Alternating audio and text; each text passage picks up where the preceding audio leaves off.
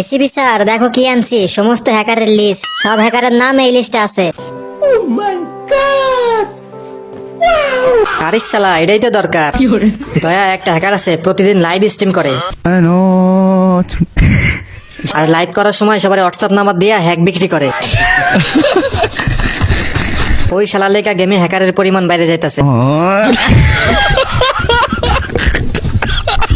তো এখন কি করবেন স্যার? কি করবো আর, ওই হ্যাকারের মায়েরা ওর হ্যাক আমি নিয়ে নিমু। এরপর আমার আইডি তো হ্যাক লাগাইয়া সবাই হেডশট মারমু।